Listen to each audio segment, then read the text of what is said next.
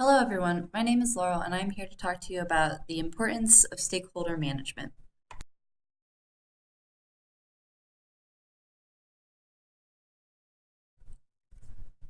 A stakeholder is an individual, group, or organization who may affect, be affected by, or perceive itself to be affected by a decision, activity, or outcome of a project.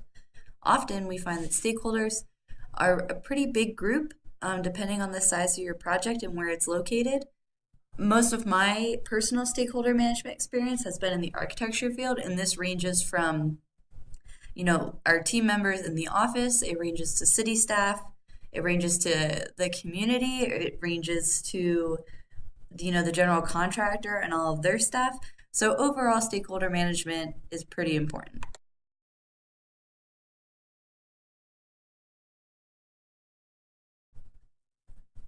So as it says on this slide, the processes required to identify the people, groups, or organizations that could impact or be impacted by the project, to analyze stakeholder expectations and their impact on the project, and to develop appropriate management strategies for effectively engaging stakeholders in the project's decisions and execution are kind of all the different steps that you're going to take. So the first step is to really identify the people, groups, and organizations. Your second step is to analyze and their expectations and how to manage that and how they impact the project. And then is to develop appropriate management strategies for these stakeholders.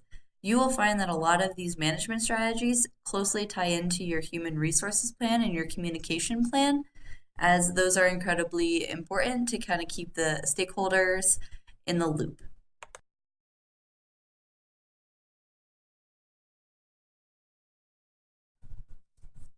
So like I said on this slide, it talks a little bit about how to navigate communication with these stakeholders.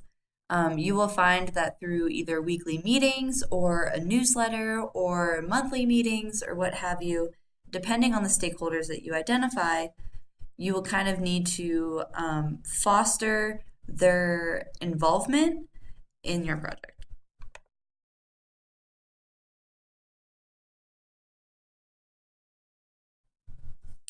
So this chart through the process groups is what I was discussing a little bit about kind of each step in order to kind of come up with a successful stakeholder management plan. The first part that you do in your initiating phase of your project is to identify the stakeholders. I find it to be very helpful to write everything down and kind of understand who is affected and how they are affected. And the next phase in your planning phase is when you'll talk about planned stakeholder engagement. And that's really, taking in all that information that you received when you were identifying your stakeholders and really kind of systematically approaching each stakeholder and what are their needs and what communication types would they need. And your executing portion of your project, it's really just to kind of manage all of those stakeholders, as now things are getting to be a little bit more robust in terms of your plan at this point. And engagement is really just kind of getting people involved and satisfied. And then in monitoring and controlling, you're kind of just keeping up what you've been doing. You're making any adjustments. If a stakeholder wants to meet more regularly, it's not as often. These are often edits that you make in this state.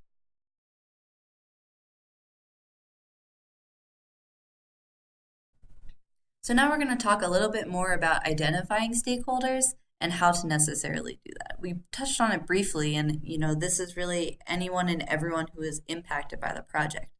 So on this slide, it talks a little bit about, first you identify the groups and people who could impact your project or think your project will impact them. From there, once you have that list of stakeholders, you identify their needs and identify what also you need from these stakeholders. That's actually a pretty important part, as a lot of the times this is a two-way street and stakeholders are not only just to be kept informed, as the stakeholder matrix might suggest.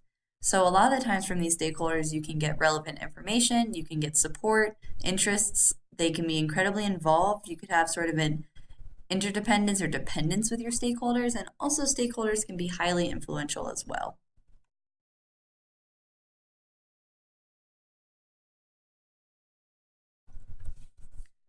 Here is stakeholder engagement.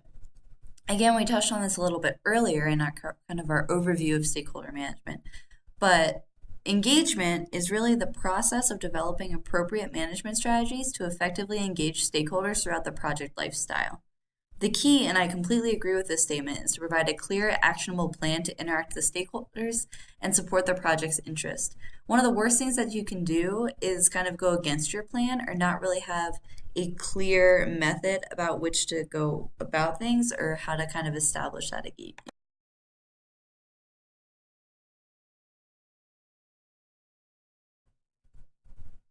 Now, here's where I was kind of talking about, how stakeholder management is also pretty integral to the project as it starts to roll into human resources and your communication plan.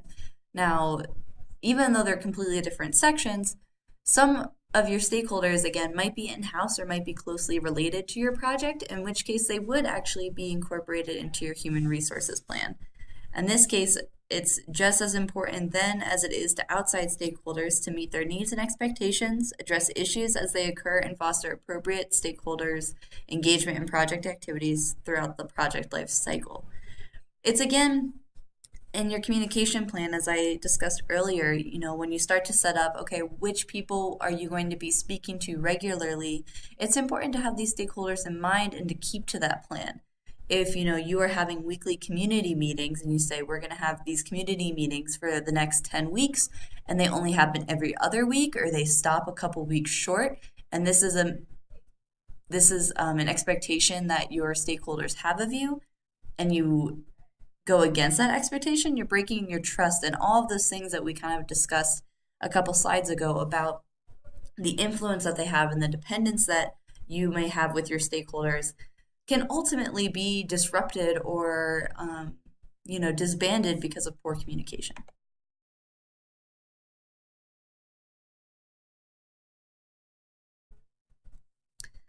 And again, stakeholder engagement, especially in the monitoring process, is just, again, kind of managing those expectations, keeping everything going, and kind of having this very fluid workflow and communication between yourself, the project manager, and your stakeholders.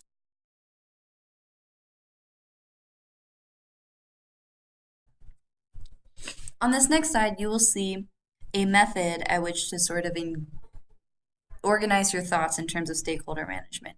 Here we have a very basic table that has kind of the name of each stakeholder, their role, how much does this project impact them, their project rank, meaning, one being kind of the most influential, or you can also use the stakeholder matrix method of kind of keep informed, manage closely, etc., to kind of rank them in terms of importance. What would we like them to do? How is this a way, or are they useful in terms of gathering information or supporting us through this project?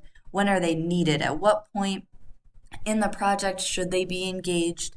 How often should they be engaged? Kind of what is their role? And then also in this last category is a strategy for engaging and managing.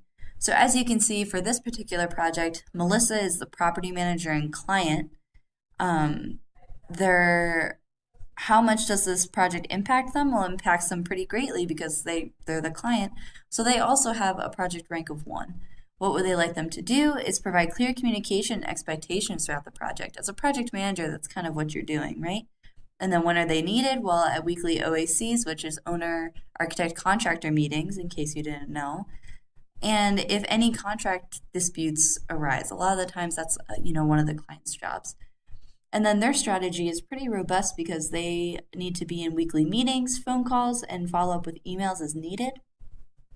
Then you'll see, if you get down a little bit further, the subcontractors per se, their role is a little bit less than the client or the project manager.